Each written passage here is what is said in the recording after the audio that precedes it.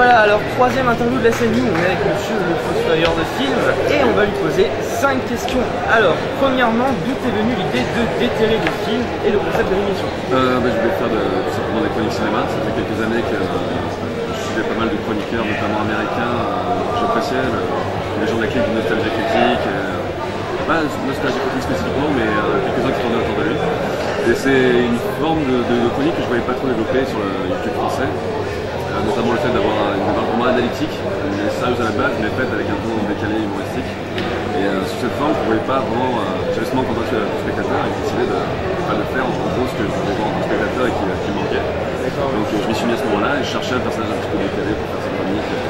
Dès qu'il faut faire, je me dis pourquoi spécifiquement du Fossoyeur, mais j'aime bien le gimmick de déterrer des trucs qui ne sont pas forcément dans l'actualité. Ce que je fais dans le Fossoyeur, j'ai d'autres formats sur la chaîne qui sont axés actualité, notamment la précédence sur les dernières sorties.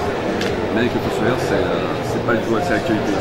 J'illustre un sujet ou un film en particulier en prenant des exemples tout de suite. Il y a beaucoup de youtubeurs qui font le genre de vidéo qu'ils aimeraient voir. On les voit pas, alors on va les faire nous-mêmes. Un petit peu penser. Beaucoup, je sais pas, mais pour moi, c'est la seule raison fiable de faire un truc qui n'existe pas encore, pas trop. Du coup, ma deuxième question, on en a parlé. D'où vient le personnage du Fossoyeur? Voilà, je cherche un personnage un peu décalé et l'idée de Fossoyeur me revient aussi un petit peu plus que j'axe quand même ce concept d'émission sur le cinéma de genre en particulier. Ça me ramenait un petit peu, je sais pas, un imaginaire de personnages décalés issus d'un film du courant des années 50, une espèce de Fossoyeur bizarroïde. J'aimais bien cette esthétique un petit peu rétro, faisait bien. Puis encore une fois, c'était le gimmick des terrains, des choses qui sont pas dans l'actualité. Oui, voilà, c'est ensemble.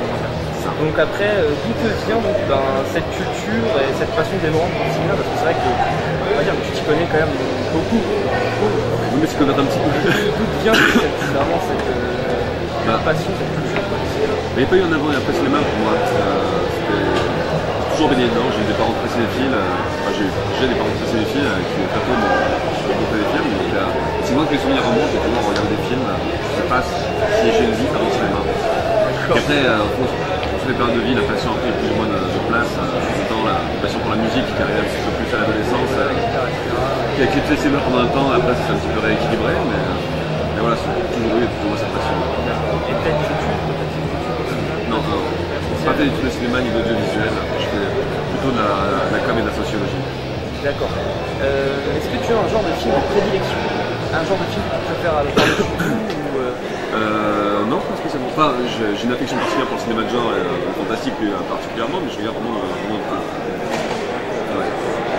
Et donc pour terminer, quel est ton film préféré finalement?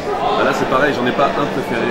J'ai des films, j'ai plusieurs films qui ont compté pour moi à différentes périodes de ma vie. Quel film par exemple? Je sais pas, différents films, je sais pas, L'homme qui montait au roi de John Huston, certaines périodes de ma vie, en tant que dans le cinéma d'épouvante, Le Prince des Ténèbres, qui m'a été vraiment traumatisé quand j'avais 15 piges. Jerry de Dead Vincent ou la communauté d'Anneau qui sont radicalement différents mais qui ont été deux de mes expériences de cinéma les plus fortes. Je sais pas, il y a vraiment énormément de choses, la découverte du cinéma de David Lynch, par le Fossoyeur de film, il y a aussi cette envie de faire connaître des films qui n'étaient pas forcément beaucoup à un autre public, par exemple pour des nouvelles jeunesse aussi parfois.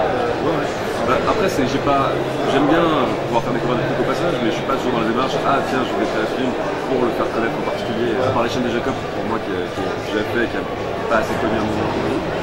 Mais voilà, après, c'est toujours le paradoxe, tu fais toujours des trucs trop connus, trop pointus pour certains et pas assez pour d'autres. Tu peux jamais certainement, je suis pas dans la démarche, tiens, je vais systématiquement détailler des trucs complètement inconnus parce qu'il y a quelqu'un mais c'est pas du tout inconnu. Toujours que ça attire finalement et que ça plaise. Ouais, mais après je serais pas non plus en ces termes, j'essaie juste de me faire plaisir, de créer des trucs qui... C'est ça l'important, c'est de se faire plaisir. Voilà. De toujours plaire à un certain public, on va dire.